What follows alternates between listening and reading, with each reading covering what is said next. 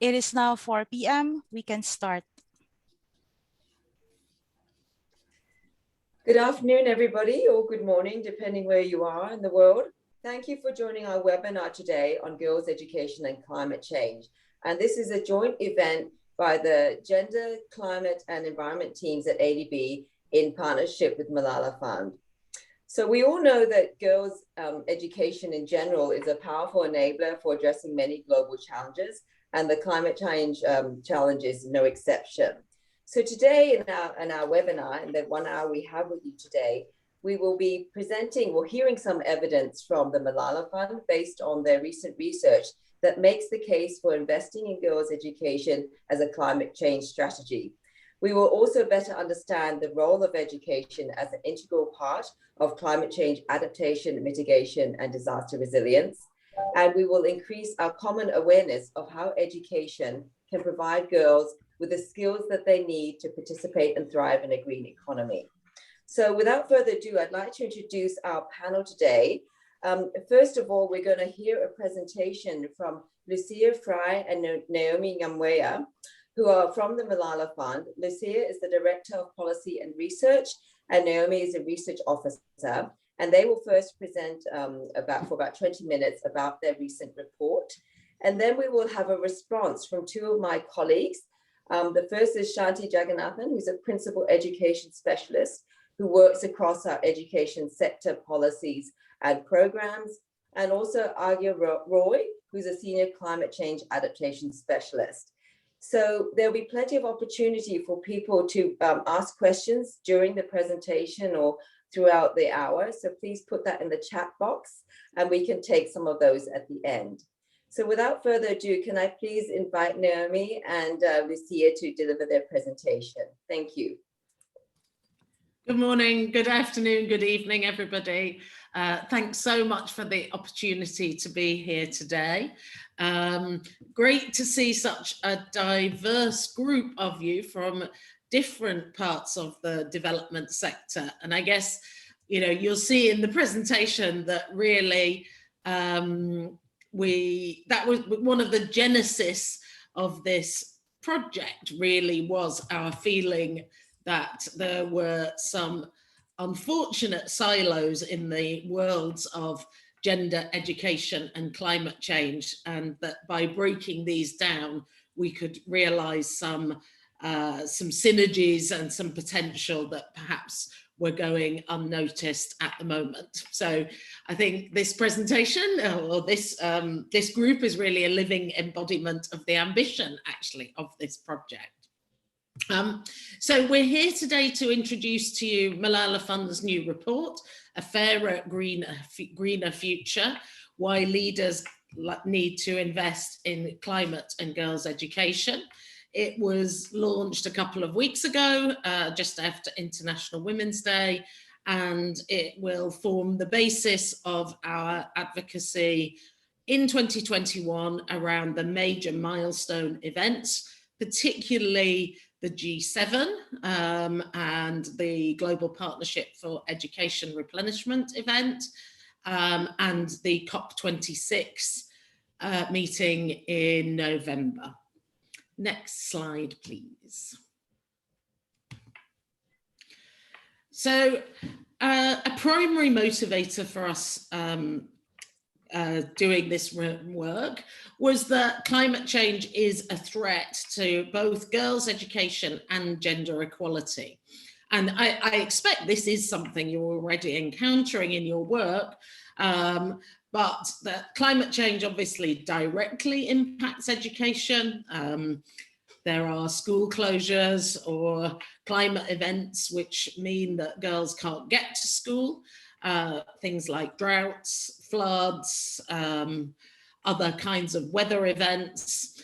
Those cause interruptions to learning, evidently. Sometimes they cause school closures and even permanent dropouts. And as many of you will know, in all kinds of crises, girls tend to drop out first and tend to be less likely to re-enroll than boys.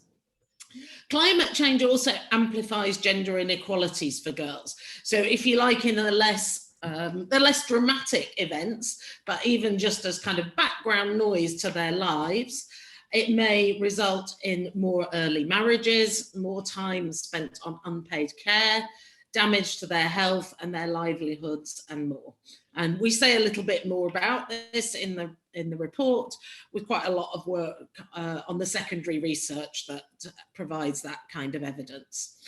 And then, as I said, to date, we feel that governments have tended, with a few honourable exceptions, to treat climate change, girls' education and gender inequality as separate crises, and therefore not recognising that, first of all, that action on the climate can help girls to stay in school, and that in turn, a gender equal, climate smart education can be good for the climate.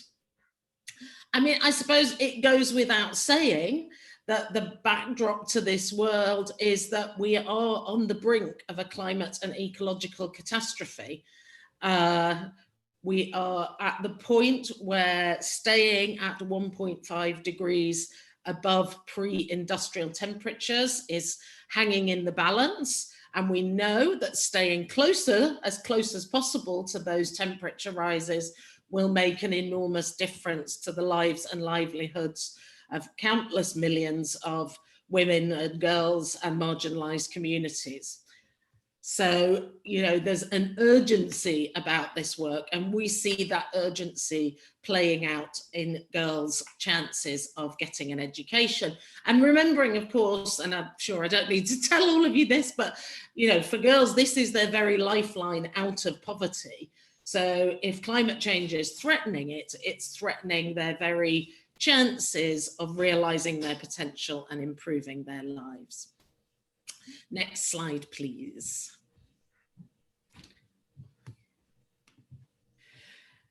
So what gap does the research fill?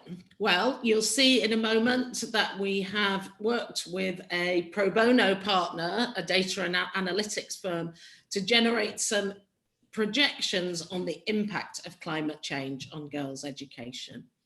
We've also constructed a Girls' Education and Climate Challenges Index, which looks at a range of indicators to benchmark how countries are faring in the experience of these two challenges, meeting girls' education targets and dealing with climate challenges. And then it puts forward a proposal for a gender equal green learning agenda. This is a new framework to help every girl go to school and for all students, girls and boys, to learn the tools, skills and values they need to ameliorate the effect of climate change on their communities and societies, adopt pro-environmental behaviours, thrive in the green labour market, and take action to achieve climate justice. Next slide, please. So, our perspective is one of climate justice, and therefore we feel it's important that any treatment on these issues really acknowledges the origins of the climate crisis.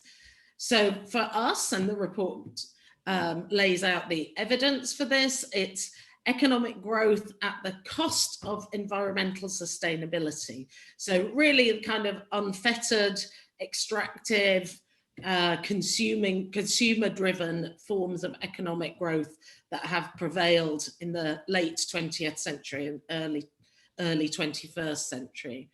We trace back the roots, the historical roots of the crisis to colonization and racial discrimination.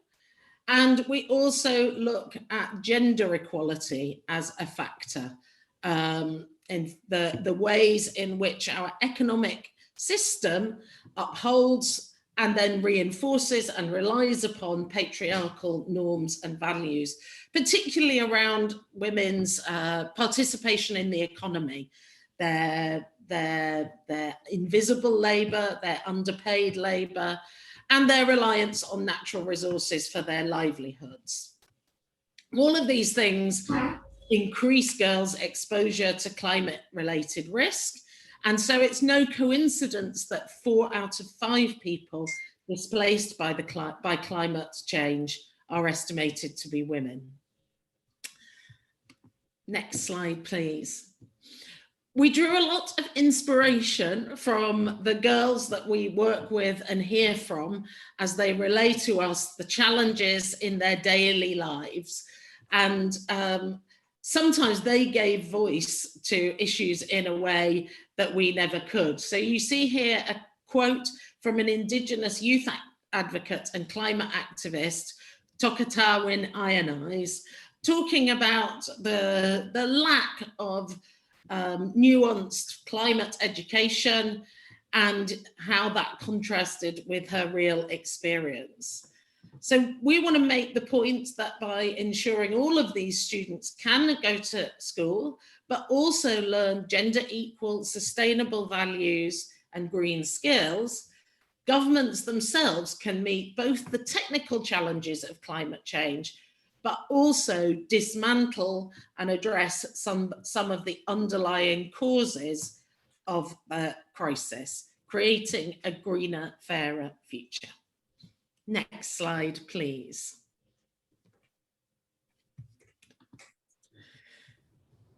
Excuse me, sorry, I'm just going to my next slide. So part 2 of the report looks at the impact of climate change on girls' education. And as I mentioned in the opening section, the issues around climate-related events like floodings, droughts and storms, increased exposure to zoonotic diseases, which we are experiencing most dramatically at the moment, and how they impede girls' ability to go to school.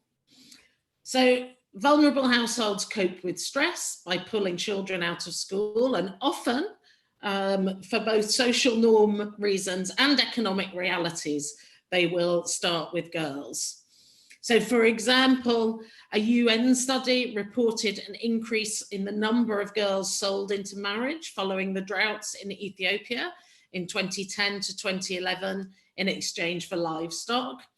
And in Botswana, a study found that 70% of children who dropped out of school were girls, and that over half of girls reported traveling longer distances than usual to fetch water.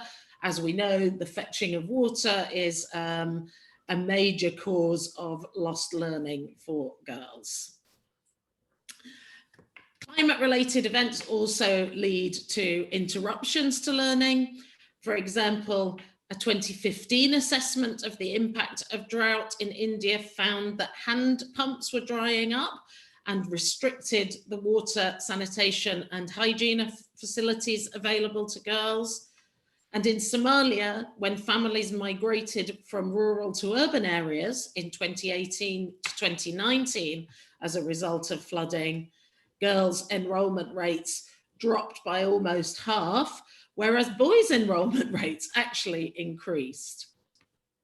Next slide, please. And at this point, I will hand over to Naomi, who admirably led our data analytics work on the effects of climate change on girls' ability to go to school. Over to you, Naomi. Great, thank you, Lucia. So we have looked at historical data to determine the most relevant factors to completion rates, including climate change. So using this data, we were able to establish the relationships and model some future scenarios. And what this model data shows us is that in this year alone, 4 million girls will not complete their education due to climate change. And in 5 years' time, this number would grow up to at least 12.5 million girls. Another thing we did is we combined our Girls' Education Challenges Index with the ND-GAIN Index. And we use this to produce a composite index, which tells us where girls face the greatest intersecting vulnerabilities to their education and to climate change. And what we did is we were able to rank countries based on the extent to which climate change compounds the existing education challenges that girls are facing, as shown in the heat map in the next slide. Yeah, so basically what this heat map shows is our combined index. So Malala Fund has a Girls Education Challenges Index, which uses publicly available data on access, completion, learning outcomes, and gender disparities in education, and wider contextual risks to analyze the relative challenges that girls in low and lower middle income countries face in accessing 12 years of quality education. So what we did is we took our Girls Education Challenges Index and we combined it with the ND Gain Index, which, as I mentioned earlier, sort of ranks countries according to their vulnerability to climate change events. Then by using gradient boosting and other methodologies, we were able to predict which climate factors were relevant to girls' education. And by combining that, we were able to come up with an index that shows us where girls face the most intersecting vulnerabilities to climate change and to their education. And if we look at the next slide, then we see where countries in the Asia region lie in our Girls Education and Climate Challenges Index. So a country that has a higher score, so the score is the number that you see on the right of the country, and on the left is its rank. So a country that has a higher score is a country that's more challenged. So it's ranked from 1 to 10. So if a country is closer if a country score is closer to 1, then that means that girls face fewer challenges in accessing and completing 12 years of education. And if a country is closer to 10, then girls are facing more challenges in accessing and completing their education. And so, yeah, that's what this list shows us. It shows us where low and lower middle income countries in the Asia region lie within our index. And I'll hand over to Lucia to continue with the presentation. So observing this map, you will notice a reality that is very apparent to climate justice campaigners, which is that countries that have contributed the least historically to the problem of climate change feel the effects the most. And there's a substantial overlap also with countries that experience colonization.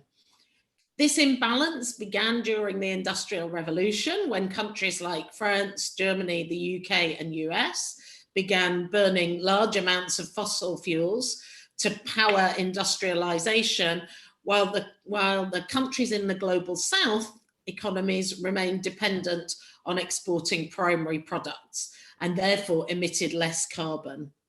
Today, the countries that bear 80 to 90% of the social cost of carbon emissions have contributed less than a quarter of present-day emissions. These countries also hold the least influence in determining global responses to climate change because of their lack of economic power. Next slide, please. Moving on now to a discussion of how gender equal education can fight climate change. There are two components of gender equal education. Again, probably pretty straightforward to most of you here. The first is that ensuring that girls can access and complete education on the same terms with boys. These are very familiar to us from global development targets and an area where the world has comparatively made progress. The second, though, is the more transformative agenda, and that's promoting equal rights, treatment, and opportunity for all genders through every aspect of education. So that's recognizing that it's not simply getting girls in school and learning that matters, but also how they learn, the values, behaviors and approaches that both girls and boys acquire through the educational progress, and recognizing that education can really be a powerful driver to either undo social norms, which mean girls are disadvantaged relative to boys, or in some cases to reinforce them. And it's the former that we want to go for, obviously. Next slide, please. The report discusses a few critical ways in which this gender equal education can be maximized for the benefit of tackling climate change.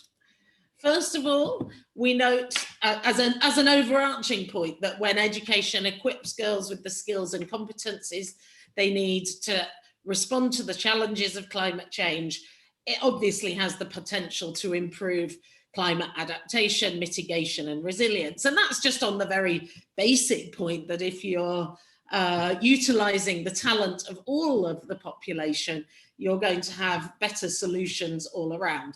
Think about the women who've been involved, for example, in vaccine and treatment programs for COVID. Their brilliance and potential could never have been realised had they not had an education. The same applies in the field of climate change.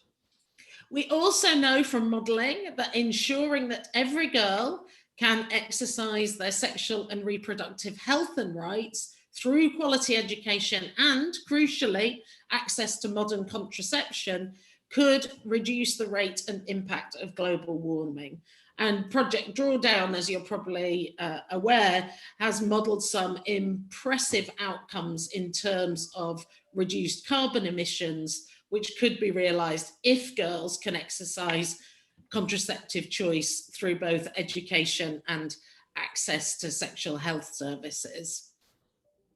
Enabling girls to study STEM subjects on equal terms with boys ensures they can contribute to and thrive in a low carbon value.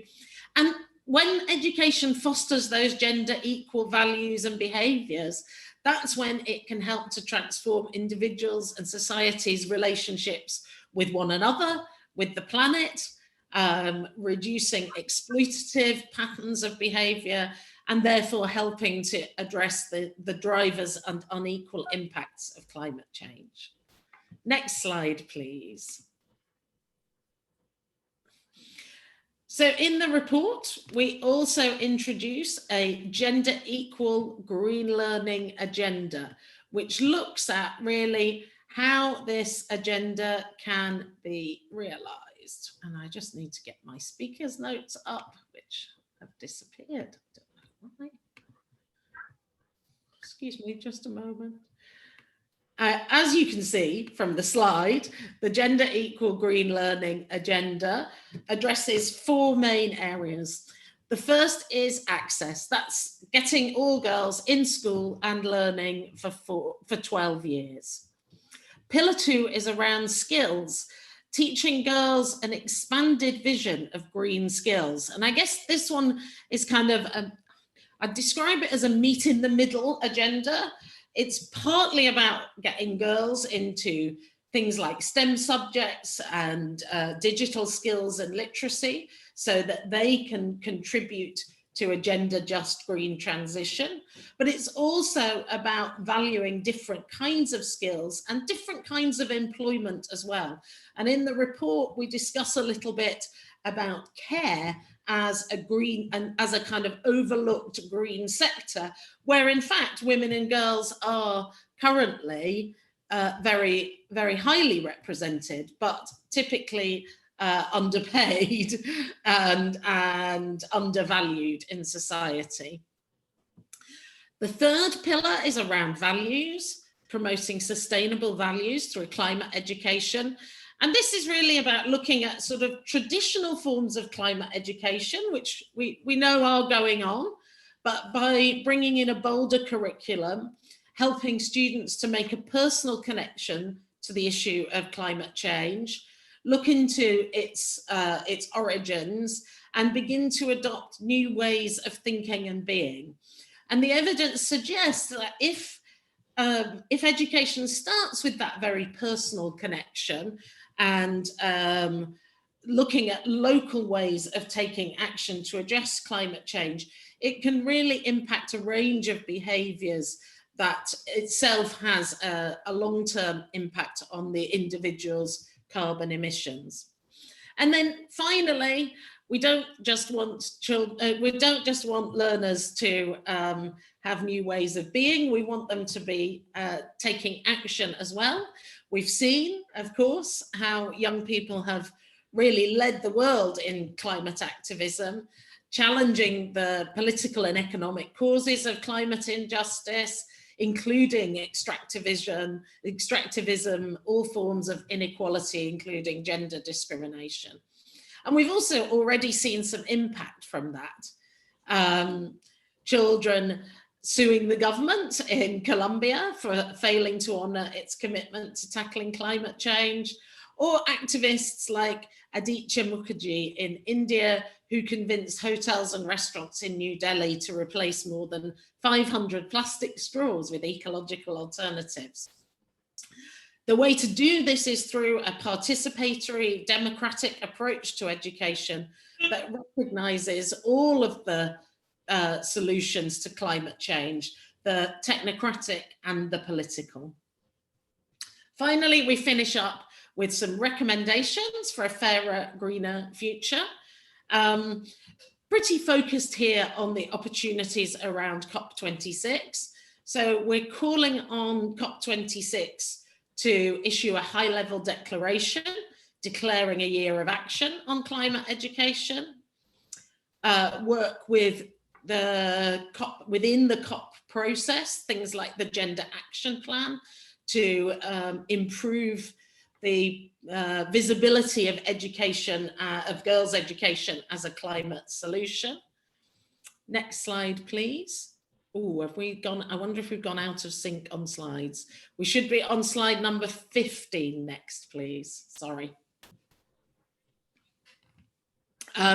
We see an opportunity around the nationally determined contributions to recognise the contribution that girls' education makes to climate adaptation and mitigation, and call for a twin-track approach, both in making education systems more gender equal and resilient, and in terms of implementing the learning agenda going forwards.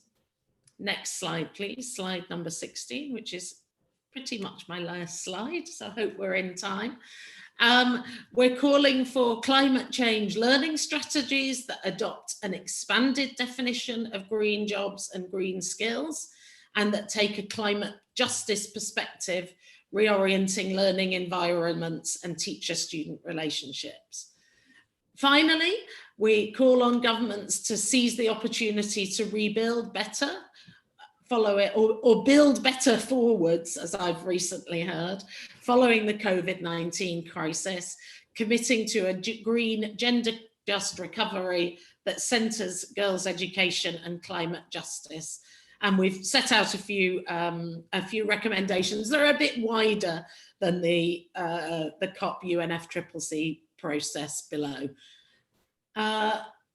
And that is the end of our presentation. I hope I've remained reasonably in time, and I will pass back to our moderator to guide us through the next part of the presentation. Thank you very much, Lucia and Naomi. That was really, really interesting, and I think has given us a lot of food for thought. So what we'll do now is we'll pass over to two of my colleagues to give a reaction to your presentation, and then we'll open up for Q&A, and I also have some questions for you as well. So I'm going to hand over now to my colleague Shanti, who's the Principal Education Specialist. So Shanti, you have a few minutes to respond to the presentation. Thank you.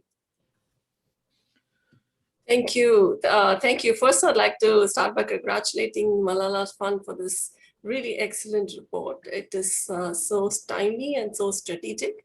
And what you've come up with in terms of girls' education and climate change challenges index and the proposal for a gender equal green learning agenda are like really very excellent suggestions for us to consider, those of us who are working in the education and training field. Can we start the presentation? Yeah, so next slide, please. So I would like to, take a few moments to walk us through some of how we look at education and training having a role in education and training for girls, but also linked to climate change. Education has always been an integral part of the Sustainable Development Agenda for quite a few decades now. If you just walk down the memory lane, the UN Conference on Environmental Development of the Rio Summit introduced the topic of promoting education, public awareness, and training in its, what's called the Agenda 21. and the World Summit for Sustainable Development, or the Johannesburg Summit, and the Decade for Education for Sustainable Development, which lasted up to 2014, played a very crucial role in introducing sustainability curriculum in a systematic way in basic education. Now the current EST for 2030 is really a great opportunity for us to take forward this agenda. It seeks to address the role of education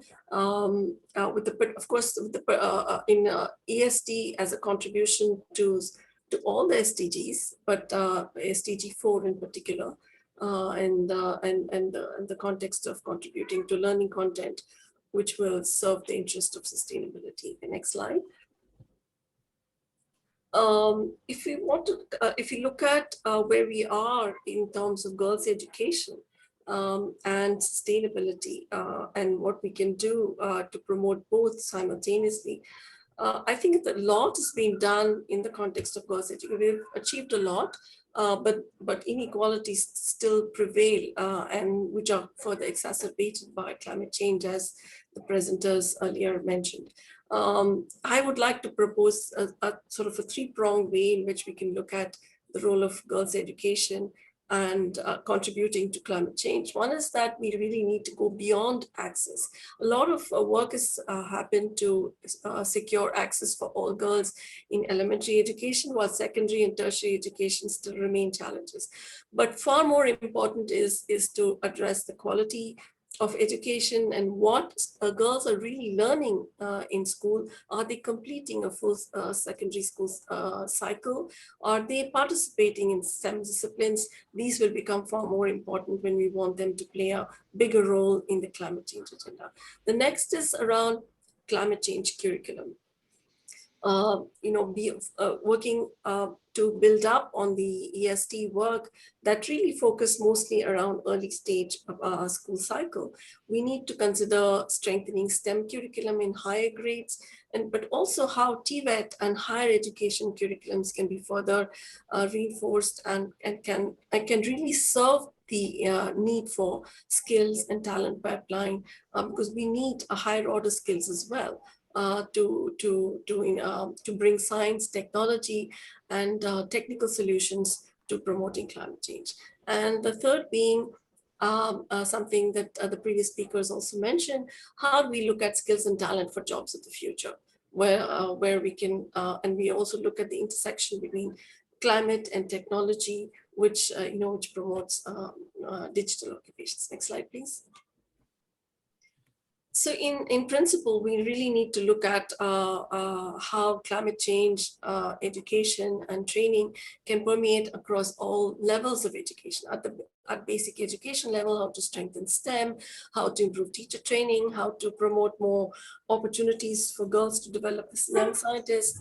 And at the TVET level, how can we, how can we look at TVET training, including for girls in non-traditional occupations, in energy sector, how to promote more energy efficiency, renewable energy training.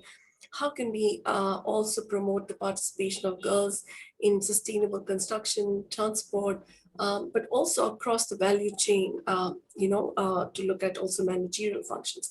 And of course, at the tertiary level, we need higher order talent building.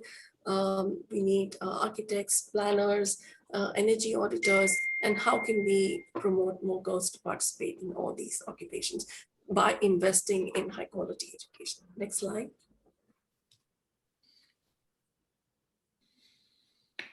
The implications for education and training is therefore that we need a new cadre of green and climate smart professionals that includes a sufficient number of girls going up the value chain, so to speak, and up the education chain to develop these capabilities. We need to look at training and retraining for new and transformed occupational profiles. It is also as economies return to more greening and climate smart solutions, occupations will change and more skills will be required. How can we invest in those? And how can we make education skills become a part and parcel of green and climate change policies? How investment in human capital becomes integral to delivering on clear green and climate change policies. And the last being, how can we increase the participation of girls and students from vulnerable groups to gain advanced skills that are necessary to participate in the occupations of the future. Next slide. So my premise is that we need more active steering and more for smooth sailing. So and also we are now living in a world that's changing so rapidly, especially in terms of technologies and on the onset of transformational digital technologies. So this kind of rapid pace of change requires that education and training institutions need to really become far more responsive and more ready to change their processes and to innovate in terms of delivery modalities and so on. So we really need these institutions to be more agile and mobile. And we need to, next slide, so we need to send out the dinosaur, so to speak, and become more agile and bring in the swan, which is more light touch and more responsive.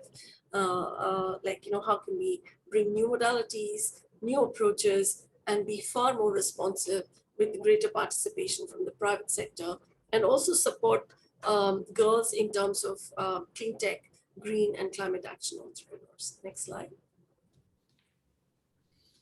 I think that was the last slide. Okay, thank you. Thank you very much, Shanti. You finished before you realized. I love your dinosaur and swan images. Now I'd like to move on to Argo, who's also my colleague, and he's a senior climate change adaptation specialist. So Argo, please give your reflections. Thank you. Thank you, Simon. First of all, let me join Shanti in actually congratulating Malala Fund for this excellent and very timely study. And special thanks to Lucia and Naomi for introducing the study to us and the agenda on gender equal green learning. Let me respond from an angle of climate change and primarily climate change adaptation and resilience. I would like to highlight 3 points which I think the study is trying to make, and they all are very important, and we should discuss how we can take it forward. One is this whole issue about transformational change. So within the climate community also, this word is increasingly being used nowadays. And the Intergovernmental Panel on Climate Change actually defines it as when you take measures which are trying to change the fundamental attribute of a system in response to climate change and its impacts. But what we see is mostly we are interpreting transformational change in the context of either natural ecosystems or land use, or at the most physical infrastructure systems. We are really taking this definition outside in the social development or human development agenda and not looking at education system as key to progress or promote transformational change in response to climate. So my first takeaway is that we need to identify and recognize education sector as a key for enabling transformational change in response to climate impacts. Second is, I don't think it's enough to mainstream climate considerations in education sector, be it the physical infrastructure side or the pedagogy or the skill side of it. I think we have crossed that time already.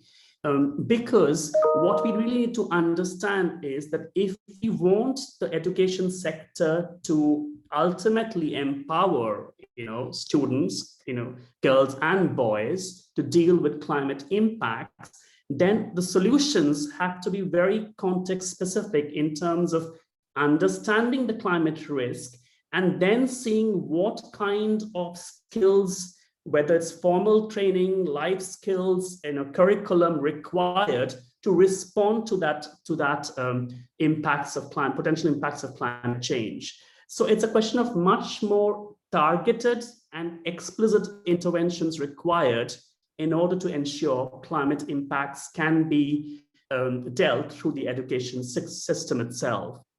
And third thing I want to highlight is the role of girl, and let's say women. Let's expand a little bit the definition over here, because we, the ones who work in climate change, tend to primarily look at from a very technical solution. Whereas most of the solutions, of course, technical solutions are important, but it cannot be only technical solutions, because the impacts of climate change actually largely depends on our local context, on our socioeconomic vulnerabilities, on gender norms, on power dynamics, etc., that plays in a community or in a locality.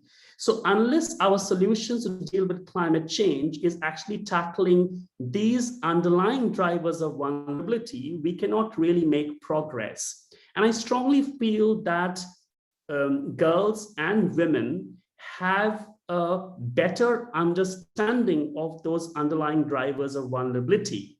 So in addition to ensuring they are benefiting from the education, we also need to gain their knowledge, their expertise of understanding of risk in a whole sense, and ensure that understanding is reflected in the education system. Because I think this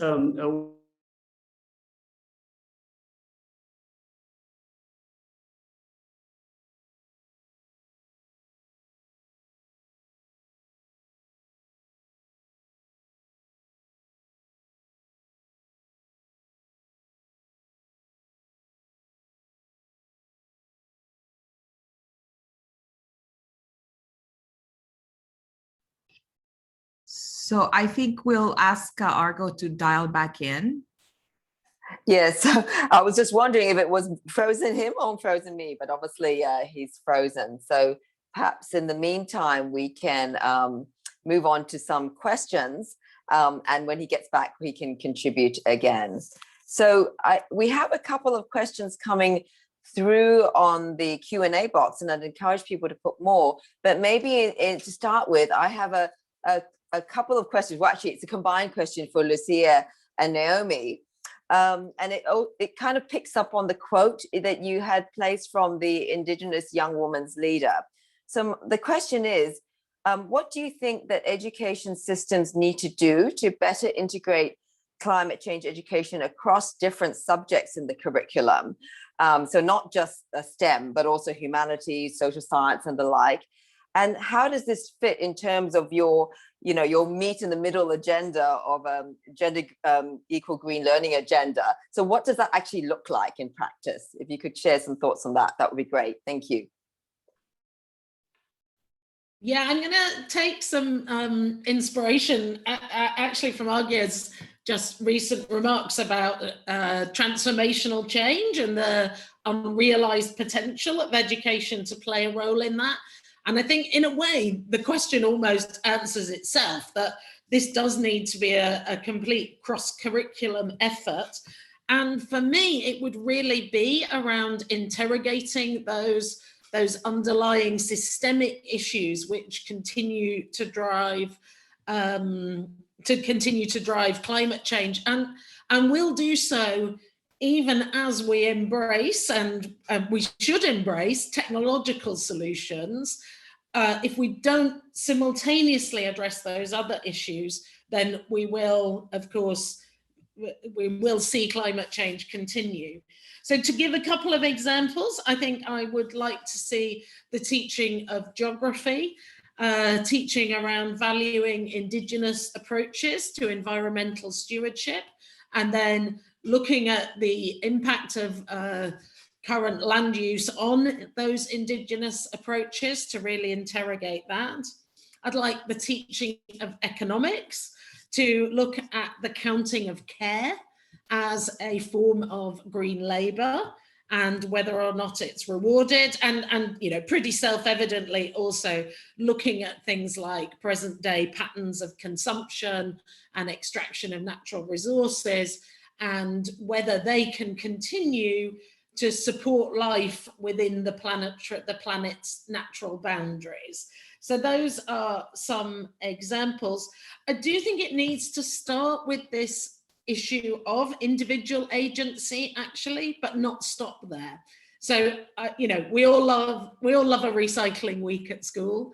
My daughter loves recycling week at school, and it's great, but it kind of needs to build out from there to look more at the more structural and systemic issues.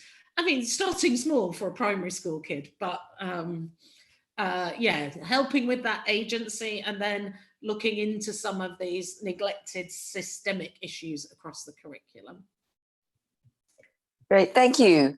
And Naomi, would you like to supplement that at all? Yeah, so I would just add that the teaching of critical thinking and independent thinking and the ability to organize and the ability to have a voice for yourself and the ability to speak would also enable students to actively challenge their leaders and to actively challenge the systems that have allowed for this to go on for as long as it's gone on. So what we call the soft skills, really, that should be taught across the board, I think would also be a very helpful step towards our green gender equal learning agenda. Thank you, and thank you for highlighting the importance of soft skills. I understand we have Argo back on the line now, so I'd like to invite him back because he was on a roll before technology got in the way, if he'd like to add any additional thoughts. Argo, are you with us? Thanks, Sam. I'm really sorry. I didn't realize I was disconnected, so I went on speaking. So I don't even know where you guys lost me, but I think the last point, what I was trying to highlight is in order to address climate actions, we also need to learn a lot from girls and women because they have a deep understanding of the underlying drivers of vulnerability. And unless we capture that understanding in our education system, our solutions for climate actions will not be sustainable. So that's what I was trying to highlight in my third comments. But over to you, Sam. Okay, great. Thank you. No worries. That's the reality of being in this virtual world. So we have 3 questions in the box, and maybe panelists can take a look at them. But in the meantime, I have a sort of follow-on question for both Argo and Shanti. Based on what we've been discussing and the perspectives and reactions you shared, what do you think are some of the possible entry points to actually work on girls' education and climate change and bring this together in our developing member countries from an operational perspective? If either of you would like to jump in, please feel free to do so. Maybe Shanti? Sorry, go ahead. Argo, do you want to go first? No, it's okay. Go ahead. Please go ahead. It's okay. Okay. I think one of the main things is that we really need to focus a lot more on quality of education. For instance, how can girls get access to the kind of tools and the kind of training that they require to become explorers, thought leaders, and so on. So, climate, if you want to make a really enduring contribution to climate change, and if you want girls to be really the kind of change agents and role models in the future and walk alongside men and others, really need to equip them with the kind of tools. So the education process, as we see in developing countries, mostly are focused on rote learning and learning a stock of knowledge. It's so we really need to do much more about the learning to learn principle, where they can be more autonomous learners, where they can have curiosity, they can be explorers, scientists, and so as important as content and the technical knowledge, like Argo mentioned, that's important. But on top of that, the layer has to be about how they are taught, how they learn, and the project-based learning, problem-based learning, collaborative learning. All these will become far more important. So I don't know if we can just say one thing, but it's about changing the pedagogy of action at the middle school to senior school level is going to be really important for girls to have the capacity to continue to higher levels of education and become the kind of climate change protagonists. Thank you, Shanti. Thank you for highlighting the need for more sort of systems-based approach in addition to the substance of the content. Argo, would you like to contribute? And then we'll move on to some audience questions.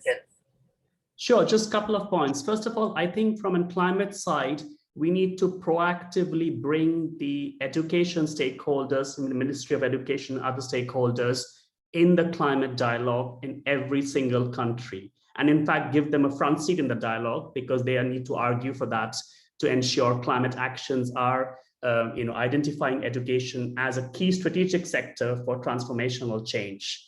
Which also automatically would lead to more inclusion of education-related needs and requirements in climate policies, whether it's the NDCs or national adaptation plans, etc.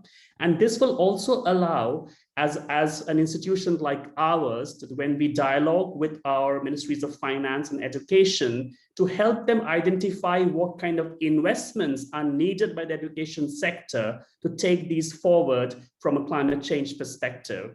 And last but not the least is also, I think we have an important role to play in helping the education sector and the ministries of education potentially access concessional climate finance, which will allow them to take forward some of these priorities to actual implementation at a scale which is required in every single country. Thank you, Sam. Thank you very much, Argo. I mean, that's really kind of helping to bring it down to sort of practical and tangible actions that we as ADB can think about how we take forward. We have about 10 minutes left, and we have, I think, 3 questions in the Q&A box, and I think some coming through in the chat. But maybe if I could just start with the first one, and this is something that perhaps, well, maybe Lucia could answer, but it also from my own colleagues as well. And the question comes from Ananda and VSO Nepal. And it's about when we talk about gender equal green learning agenda, is it only in relation to students, but how do we actually capture the teachers and parental behaviors that need to be changed as well? Yeah, I mean, I couldn't really agree more, Ananda. As you noted, the report does focus a lot on student experiences, but I think it only really scratches the surface of the kind of system changes that need to happen. And absolutely, we need to be working with teachers. They are the most valuable resource. They are the ones who, through their knowledge, but also their pedagogy, their style of teaching, have the potential to really leverage this change. We're actually at the moment in discussions with Education International, which is the global federation of teacher unions, who are themselves very interested in teacher training on these issues. So I totally agree. I think in terms of the parents, I think that's not something I've personally given as much thought to, but I saw some really interesting research, which was actually about the spillover effects of climate education on the pro-environmental behaviours of the learners, but also on their households. So I think there is a way to, as it were, get to the households and the parents via the learning of the children. Would Shanti or Agyo want to comment on that? Or if not, I can move on to the next question. No? Okay, I'll move on. So this is a question from an ADB staff member, my colleague Malika. It's a big question, so I will take volunteers on who wants to answer it. But the question is, what should be the immediate priority to support countries in the region to promote girls' education to increase their resilience to climate change? Maybe we can hear from both Malala Fund and my own colleagues. I think the very immediate priority is to address the impacts of the COVID crisis, actually. I think preventing girls' dropout, providing remedial learning for girls who do return to school, making sure you have a data-driven response to the vulnerabilities that have been created by COVID, and crucially and finally and overwhelmingly, protecting the financing of education.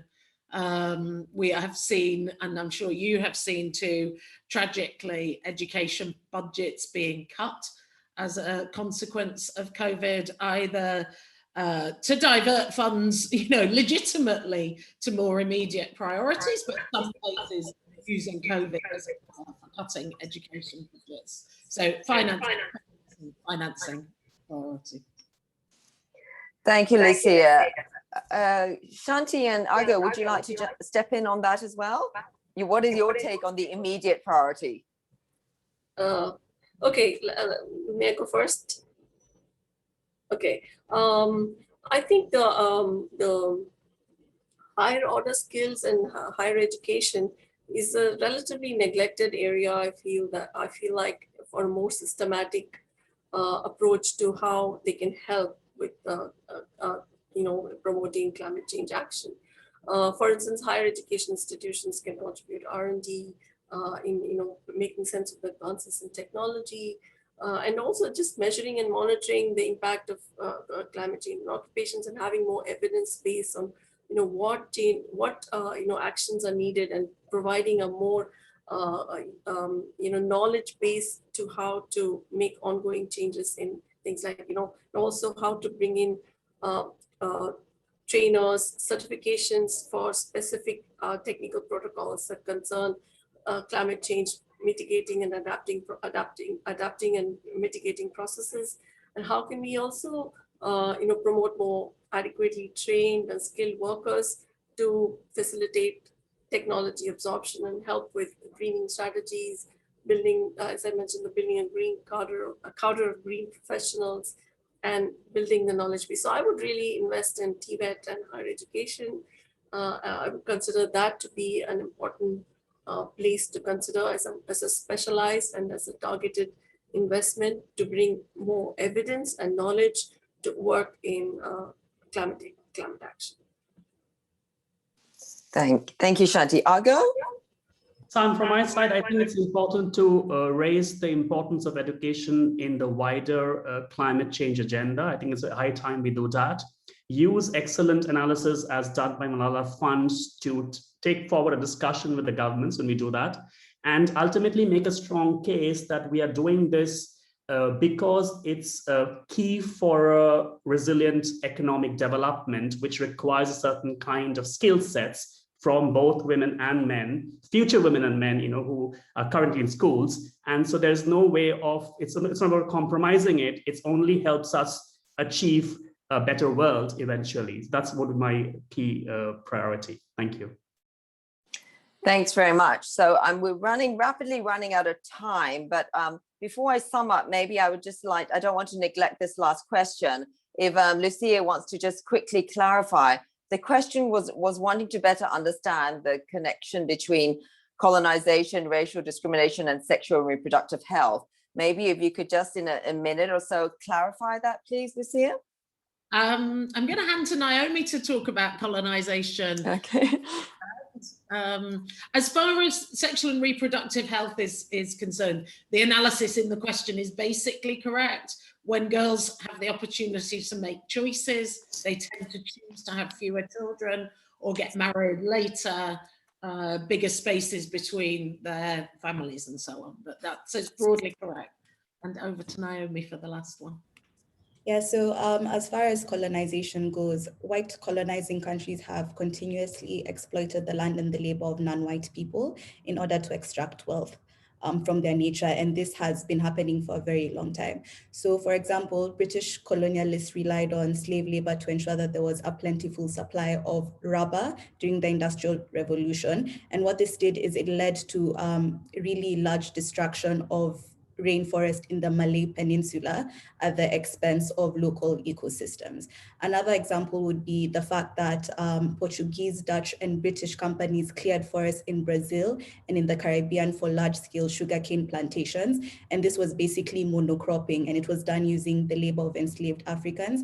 And this monocropping led to the destruction of biodiversity and has impoverished the soil in a way that is still felt in the Caribbean to date. And this was between the 15th and the 19th century.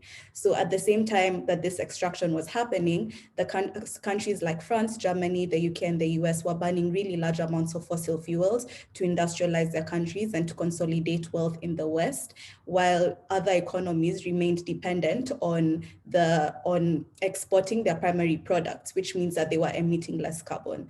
So today we see that the countries that bear 80 to 90% of the social cost of carbon emissions have contributed less than 25% of the emissions historically. And majority of these countries are countries in sub-Saharan Africa, Latin America, and Asia. And majority of these countries are countries that were colonized and that inherit the legacy of colonization. Thank you, Naomi, for providing that, and Lucia for those clarifications and more deepened context. So time is almost out, but we've heard really valuable insights today. And I think, you know, it's quite clear that there's a convergence between these issues and how integral they are to really moving forward on these global climate commitments, but also linked to education and gender commitments. And we look forward to continuing the dialogue. We've made the report link available on the chat box, so I hope you can all access it. And I'd just like to take this opportunity to sincerely thank colleagues from Malala Fund, Lucia and Naomi, and also Shanti and Argo for this conversation, and thank everyone for joining. Have a good rest of the day. Thank you so much. It was such a great conversation. Thank you. Thanks, everybody. Thank you. Thank you. Have a good day. Bye-bye.